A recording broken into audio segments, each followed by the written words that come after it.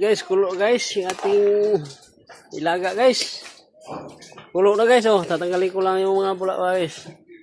Makahigop na tayo sa baw guys. Ayan guys, oh. Baboy ramo. Oh my gosh!